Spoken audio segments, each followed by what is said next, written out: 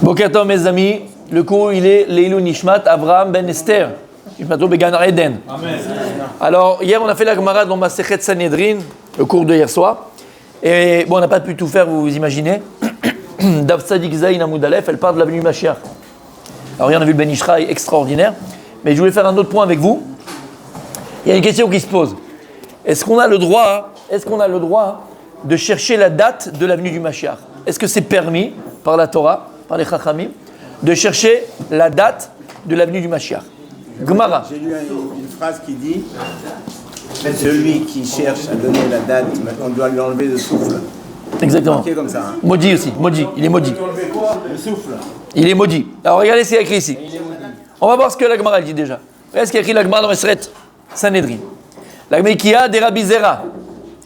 Donc vous savez qu'on avait dit hier, un des signes de l'avenue Mashiach, il y a écrit Achichiashu mina Geoula. Un des signes, c'est quand le peuple, l'âme Israël, le peuple juif, va désespérer de la délivrance. On va désespérer de la délivrance. Et c'est un signe qu'il va venir, précisément.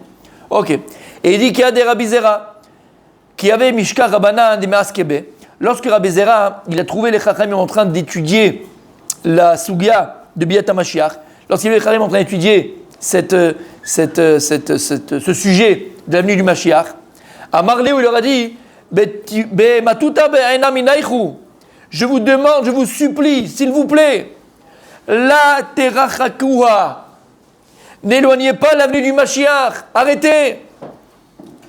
C'est que quand ils voyaient les Chachamim en train de commencer à spéculer, parler Biyat HaMashiach, ils voulaient les arrêter. S'il vous plaît, arrêtez d'étudier ça. Pourquoi? N'éloignez pas sa venue, n'éloignez pas l'avenue du Mashiach. D'Etanania, parce qu'il y a écrit dans une braïta, Shlosha ba'in be'sechadat. Il y a trois choses qui viennent, be'sechadat, sans qu'on s'en attende. Trois choses qui viennent sans que tu t'en attendes. Ve'elouen. Voici qui sont. Qui c'est? Mashiach. Mashiach vient be'sechadat. Mashiach viendra quand on ne l'attendra pas. Au moment où on l'attendra le moins, on ne l'attendra pas. C'est un moment où on dira c'est impossible. Michiashu mina Geoula. Ça c'est impossible. Maintenant Mashiach il va venir. Maintenant Mashiach il va venir. C'est impossible. Regarde le dor, regarde la génération dans laquelle on est. Maintenant il va venir, on est méritant. Metzia, c'est quoi Metzia? Non, Metzia, une trouvaille. C'est-à-dire que c'est plus une trouvaille. Si tu l'as cherché, tu l'as trouvée, c'est plus une trouvaille. C'est quoi? Tu marches dans la rue, ah, tu as trouvé une bague par terre. Tu n'as pas pensé à elle. Eh bien, ouais, tu l'as trouvée. Ve Akrav. Akrav, c'est quoi? C'est le scorpion qui pique l'homme. Tu n'as pas pensé au scorpion et puis il y a un scorpion qui t'a piqué. Tu n'as pas pensé à lui, tu ne l'as même pas vu, tu n'as pas fait attention. Donc il dit il y a trois choses qui viennent Be'sechadat. Il y a trois choses qui viennent sans y avoir pensé. Donc a priori, de cette Gemara dans Masechet Sanhedrin, regarde comment il a été dur, Rabbi Zera. S'il vous plaît, arrêtez d'étudier Biyat HaMashiach. Arrêtez, il leur a dit. Parce qu'en faisant ça, vous le repoussez. Parce qu'en fait, voilà, les gens, ils vont se désespérer. Il n'est pas là. Voilà, regarde le matzav. Et arrêtez. Alors, Tachles, est-ce que, Behemet, on a le droit d'étudier sur la vie du Mashiach, comment ça va être, quand est-ce qu'il va arriver, chercher les dates? Écoutez bien. On le voit, Bichlal, dans... Je vous ai ramené Rashi hier, on a déjà ramené Rashi.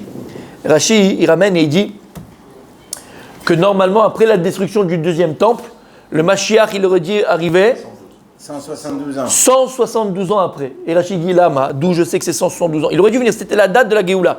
Lama, Vaya Ekev Tishmeun. Et on a dit, c'est écrit dans Parashat Ekev, et si vous m'écoutez, voilà. Et si on n'écoute pas, voilà. Donc Ekev, Aïn, Kouf, Bet, 70, 100 plus 2, ça fait combien?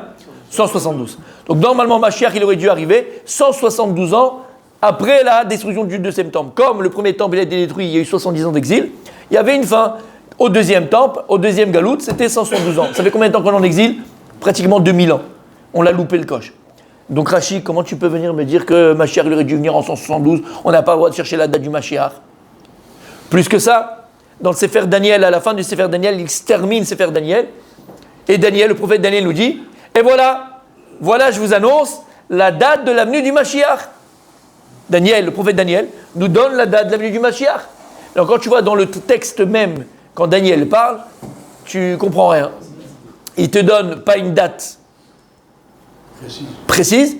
Et il te parle, ce sera le moment où le truc sera comme ça, le machin. En fait, tu comprends. Mais il te dit, attention, je te donne le moment où le machin vient. Il est sûr que c'est là maintenant qu'il va arriver.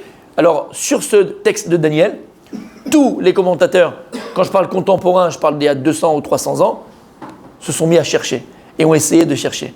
Il y a le Malbim, qui est tellement... Gardas, il connaît le Malbim. Le Malbim, qui est un des plus grands commentateurs du Nach. Ouais, il connaît très bien. Le Malbim, qui est un des plus grands commentateurs du Nach, d'accord, a cherché. Il a essayé de décoder les paroles du prophète Daniel et il donne une date. La date, elle est passée, messieurs. C'était pas la bonne. Ou c'était la bonne et on l'a pas mérité. Parce qu'il porte plusieurs temps à aller le Mashiach. Il y a d'autres encore, le Gaon, plein d'autres qui ont essayé de chercher l'avenue du Mashiach et les dates sont passées entre guillemets. Alors qu'est-ce qu'on voit de là? Comment les Gdolé Israël, on parle du Malbi, on parle du Gaon de Vina, on parle des Rashi. Comment ils se sont permis alors de donner une date alors qu'ici il y a écrit qu'il vient Besser Hadat et il vient ici, la Gemara aussi dans un autre endroit, il a ramené Rabbi Moshe qui a dit attention à celui qui cherche la date du maudit soit celui qui cherche la date du Mashiach. Comment c'est possible? Écoutez bien. Je parlais du Malbim. Ouais. C'est qui le Malbim? Le Malbim c'était un des plus grands Rav contemporains qu'on a eu. C'était le Rav Arashi de Roumanie. Il habitait en Roumanie, et c'était le Rav de Roumanie. Et d'abord, il a fait des pirouchim, il a fait des explications sur la nar, mais extraordinaires, magnifiques, merveilleux, matok midvash, mais il était très charif. Et à son époque, à lui, c'était l'époque, vous savez, des maskilim, l'époque des illuminés. Moi, j'appelle ça illuminés, hein. Ils s'appellent les lumières, mais eux, ils s'appellent les illuminés. Ok, Mendelssohn et toute la clique, où il disait qu'il faut être juif à la maison, mais goy à l'extérieur. Toute la Torah réformiste et toutes ces choses-là, conservateurs, ça vient de cette époque-là. Ils ont voulu changer la Torah. Il faut savoir qu'à la base, c'était des religieux. Bon, ils pensaient que grâce à ça, ça allait arrêter l'antisémitisme, d'accord? Et que le peuple juif allait vivre normalement avec les non-juifs. Ils se sont plantés, parce que tu vois bien que c'est pas ça le problème. Bref, en tout cas, lui, il faisait la guerre contre les réformistes, les conservateurs et les illuminés qu'on parle maintenant, d'accord? Les maskilim, il s'appelait maskilim. Et pour la petite anecdote, une fois, il avait un détracteur là-bas en Roumanie qui l'embêtait, qui le dérangeait, qui était contre lui, qui sortait toujours contre lui et tout. Et c'était Purim. Purim, on a l'habitude d'envoyer Mishloach Manot. Alors son détracteur qui était juif, Mishloach Manot, qu'est-ce qu'il a fait? Il a fait un énorme, pratiquement la table comme ça, Mishloach Manot, pour le Malbim, pour le Rav de Roumanie, il y avait comme ça, et au milieu, qu'est-ce qu'il a fait? Un gros cochon rôti. Gros cochon rôti. Oh, c'est beau. Mais magnifique, d'accord, gros cochon. Il a dit voilà, Kvod Arav, avec tout mon. Chutzpah, avec tout l'honneur que je te dois, voilà Mishloach Manot. Quand le Rav il a reçu, on avait connu l'histoire, je vous le racontais, qu'est-ce qu'il a fait? Il a aussi envoyé Mishloach Manot. Qu'est-ce qu'il a fait sur Mishloach Manot? Il a pris la photo de ce type-là et il l'a mis au milieu. Et il lui a dit, de la même manière que tu m'as envoyé, d'accord, ton Mishloach Manot, moi je t'envoie le même, tiens, voilà, mais j'ai pas pu en acheter. Kilou, c'est la photo d'un cochon, voilà, c'est à quoi tu ressembles. Il était très très piquant. Et une fois ce détracteur-là, il lui a dit, comment tu peux te permettre, toi, d'avoir écrit dans tes Pirushim la date de la nuit du Mashiach? Il y a écrit dans Maseret Sanhedrin que c'est interdit, qu'on n'a pas le droit, maudit celui qui le fait. Et comment vous avez permis? Vous les Chacham, vous faites ce que vous voulez. Il n'y a pas que toi, l'autre il l'a fait, Rachid l'a fait, l'autre il l'a fait. Vous êtes des arnaqueurs, vous êtes des charlatans, des machins. Et regardez ce qu'il lui a répondu. Il lui a dit, assis-toi, calme-toi, prends un Tranxène déjà, prends un Tranxène, calme-toi, je vais te parler, je vais discuter avec toi. Il lui a dit une fois, il y avait un papa, un monsieur, qui travaillait dans un village. Et dans son village, il avait un petit magasin, tu sais, les brocantes, un peu les puces, la petite puce, d'accord? Et comme un antiquaire. Mais oui, il était dans son village, d'accord? Et il y avait beaucoup, un petit village, machin. Et il a reçu une invitation, il y avait à Vienne, c'est la capitale, d'accord? Grande vente de brocantes, comment on appelle ça, d'antiquaires et tout ça, première fois machin, tous les antiquaires du pays se sont appelés pour aller là-bas travailler, pour aller vendre et tout ça. Lui, il était hyper content, c'est magnifique, il est invité, il a un petit stand là-bas, avec la capitale, il pourra gagner de l'argent, il était content, magnifique, mais il habitait très très loin. Qu'est-ce qu'il a fait? Il a dit à son fils, il avait un jeune fils, il a dit, regarde, tu vas venir avec moi, j'ai besoin de quelqu'un qui soulève, qui m'aide, et ça, on peut y avoir la capitale, tout ça, tu vas voir, tu vas venir avec moi. Jamais le gosse était sorti de son village, il ne sait pas c'est quoi, extérieur, lui il connaît que les gueux, quoi, donc, d'accord, il ne connaît pas autre chose. La capitale, avec des grands bâtiments, avec le tramway, le machin, c'était pour lui, C'est la Yeshua, quoi. C'est quelque chose qui est unique. C'est Disneyland, à côté, c'est la rigolade. Et donc, le jour J, il arrive, il prend une calèche, d'accord, une diligence, une calèche qu'il y avait à l'époque, et ils mettent tout dans le truc, et ils s'en vont. Il y a le cocher qui est là, lui avec son fils dans la diligence, dans la calèche, et ils s'en vont et tout ça. Et le gosse, il est comme un fou, t'imagines où il va aller là? Comme un fou. Ils appellent, ils commencent à sortir du village, ils sortent à même 5 minutes. Et le gosse, il dit à son père, papa, on est arrivé? Papa, on arrive? Alors le fils lui dit, mon fils, calme-toi, on est loin encore. On n'est pas arrivé, mon fils. Il dit, mon fils, on n'est pas encore arrivé. Bon, le fils, il est mais excité comme un dingue, excité. Il sort la tête dehors, il regarde. Une demi-heure après, il dit, bon allez, papa, ça y est, on est arrivé, papa, on est là, papa, on est arrivé. On arrive à Vienne, on est arrivé à la capitale. Je dis, mon fils, calme-toi, on n'est pas arrivé du tout. On n'est pas arrivé, calme-toi, reste tranquille. Tu ne vas pas me casser la tête 3 heures, reste tranquille. Bon, le gosse, il est un peu pas vexé, mais bon, il reste comme ça. Mais il est excité, il n'en peut plus de voir la capitale. 1h30 après, il ne peut plus, il explose. Il dit, papa, il fait la tête, il fait, papa, c'est bon, je crois qu'on est arrivé, je vois des trucs là-bas au fond.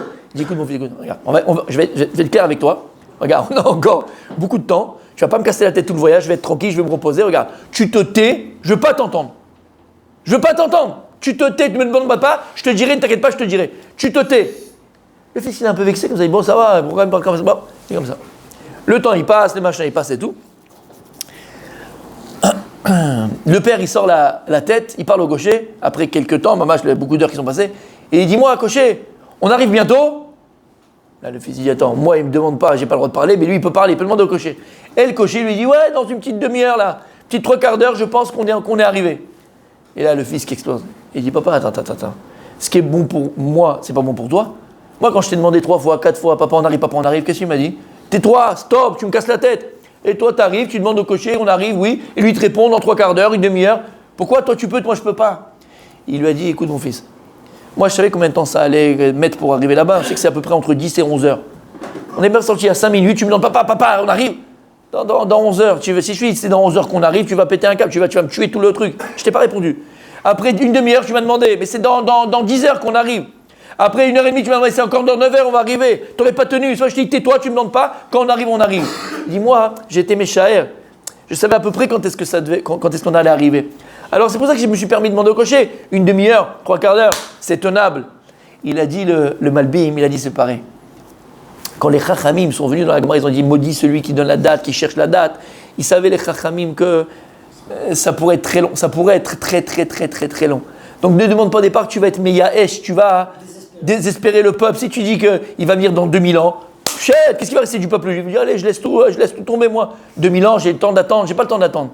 Mais il lui a répondu à ce détracteur, il a dit là, il était dans les 1700, 1800, il lui a dit là, on est à la fin, on arrive au bout, dans quelques temps on arrive. C'est pour ça que là, on peut se permettre de chercher la date, d'essayer d'espérer. Comme ça, il a répondu le Malbim. Rachid, c'était 1000 ans avant. Rachid, c'était 1000 ans avant, t'imagines? Il n'a pas donné la date. Rachid, il a juste dit, il aurait dû venir avant. D'accord? Il n'a pas dit qu'il a... Eux, ils ont cherché la date mamache. D'accord? Donc, en vérité, voilà, aujourd'hui, et tu continues la Gemara, Bezrat Hashem, on va voir la Gemara ensemble. D'accord? Aujourd'hui, on est arrivé à la fin, pratiquement, de l'an 6000. On arrive à l'an 6000. Et on sait que Mashiach, il doit arriver avant l'an 6000. On est, Mama, juste avant Biata Mashiach. Là, Vadaï qu'on a le droit de parler du Mashiach. Vadaï qu'on a le droit d'espérer. Espérer, c'est tout le temps. Mais pas que d'espérer, d'étudier pour espérer sa venue. De savoir comment il va venir, quand est-ce qu'il va venir, peut-être qu'il va venir. On a le droit. Maintenant, est-ce que, comme j'ai dit pendant le cours d'hier, est-ce qu'il y a une toilette, est-ce qu'il y a un bénéfice, Behemet, d'essayer à chaque fois de chercher, c'est sa venue, c'est pas sa venue, c'est aujourd'hui, c'est pas aujourd'hui? Je ne sais pas. La vraie toilette, le vrai bénéfice qu'on a, c'est qu'est-ce que je fais moi pour que hâter sa venue. C'est ça la vraie chéla. C'est ça la vraie question qu'on doit poser. Et c'est ça qu'on doit se dire. Qu'est-ce que je fais moi aujourd'hui pour hâter sa venue? Est-ce que je travaille Mimidot? Est-ce que je travaille Maïmouna, ma foi? Est-ce que je travaille Ben Adam Lachavero, mon comportement avec autrui? Est-ce que je me renforce dans les mitzvot? Est-ce que je me renforce dans mon étude de la Torah? C'est ça qu'il faut se demander. Qu'est-ce que moi je peux faire de manière active pour hâter sa venue? Chercher, essayer d'imaginer, entre guillemets, la date bidiouk de sa venue. Bon, c'est sympa, c'est Indiana Jones, mais qu'est-ce que ça va m'apporter finalement? Si tu sais, et on sait très bien, comme j'ai dit hier, que sa venue, elle dépend que de nous, de notre comportement, de comment on va être, de comment on va se renforcer. Donc, Behemet, c'est permis de chercher la date du Mashiach. Ava, le bénéfice, il n'est pas dans la date, le bénéfice, il est que si Behemet, on est méritant là, à l'instant où je parle, alors Mashiach, il peut arriver à n'importe quel instant, à n'importe quel moment. Ça dépend de nous, ça dépend de notre comportement, et ça dépend combien on va se renforcer, Be'ez Hashem, dans notre Emunah B'Hashem.